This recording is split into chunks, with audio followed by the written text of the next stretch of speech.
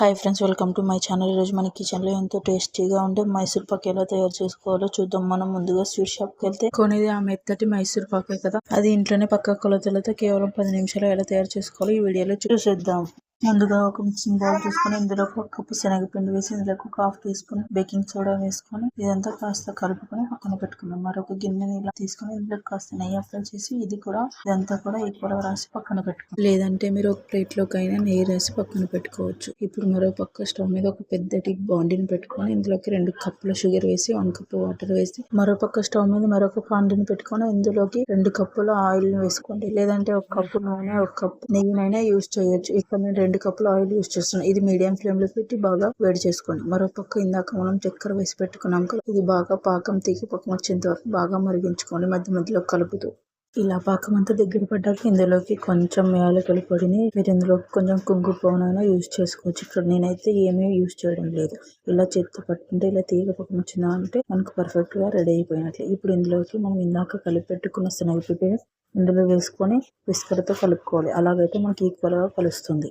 ఈ పిండిని వేసాక మంటను సిమ్లో పెడుతూ కంటిన్యూగా కలుపుతూనే ఉండాలి, లేదంటే గడ్డలు కట్టే ఛాన్స్ ఉంటుంది. ఇలా నీట్గా విస్కర్తో ఒక సైడ్ అంతా కూడా నీట్గా ఇలా మీరు ఇక్కడ నేను చూపిస్తున్నట్లు పర్ఫెక్ట్ స్కిప్ చేయకుండా మిస్ చేయకుండా వీడియో చూసారంటే మీకే అర్థమవుతుంది. ఇక్కడ చూసారా, ఇది కాస్త ఉడకపడుతుంది కదా. ఇప్పుడు మనం ఇందాక వేడి చేసి పెట్టిన ఆయిల్ కూడా బాగా అయింది. ఇప్పుడు ఇలా ఉడుకుతున్నదాన్ని మరొకసారి విస్కర్తో కలిపి ఇందులోకి 1 గంట 2 గంటలు ఆయిల్ వేసుకుంటూ ఇదంతా కూడా మళ్ళీ బాగా నీట్గా కలుపుకోండి. ఇలా ఆయిల్ వేస్తూ ఇదంతా కూడా ఆయిల్ లో కలిసిపోయాక మళ్ళీ ఒక 2 స్పూన్ల ఆయిల్ వేస్తూ ఇప్పుడు మిగిలిన నూనెను కూడా కొంచెం కొంచెంగా వేసుకుంటూ ఇదంతా కూడా నీట్ గా విస్కర్తో కలుపుకోండి. ఇక్కడ మనం కలిపేదాన్ని బట్టి ఉంటుంది. ఇప్పుడు ఇందులోకి మరి కొంచెం కాస్త ఆయిల్ వేస్తూ ఆయిల్ అంతా ఒక 2 గరిటెల ఆయిల్ మిగిలేంత వరకు ఇలాగే వేస్తూ కలుపుతూనే ఉండాలి.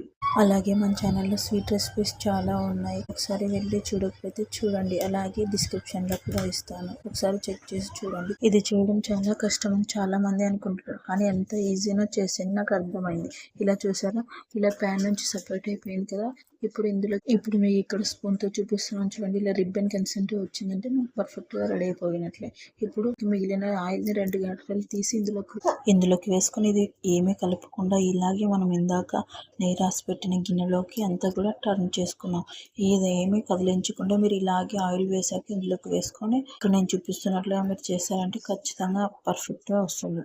ఇలా ఏం ట్యాప్ చేయకుండా ఇలా ఈక్వల్ గానే ఇది కాస్త ఇలా ఈక్వల్ గా చేశాక పక్కన పెట్టుకోండి.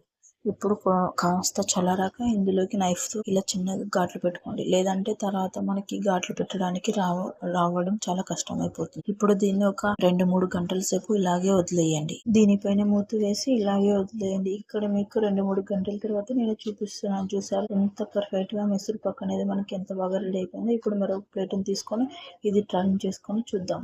చూసారా ఎంత ఈజీగా ఊడొచ్చేసిందో. ఇలా ఒకసారి టైప్ చేసామంటే ఎంతో టేస్టీగా ఉండి పర్ఫెక్ట్ గా వచ్చేసింది కదా. చూసారు ఎంత సాఫ్ట్ గా వచ్చిందో. మీరు కూడా ఈ టిప్ తో ట్రై చేసి ఎలా వచ్చిందో కామెంట్ చేయండి. చూస్తున్నారా, ఇక్కడ మీకు ఒక్కొక్కటిగా ఇక్కడ నేను విరిచి చూపిస్తున్నాను చూడండి. ఎంత సాఫ్ట్ గా ఎంత సూపర్ గా వచ్చింటే ఫస్ట్ టైం చేసినా కూడా ఎంత పర్ఫెక్ట్ గా వస్తాయని అసలు నేనే అనుకోలేదు. మీరు కూడా తప్పకుండా ట్రై చేసి మీకు ఎలా వచ్చిందో నాకు తెలియజేయండి.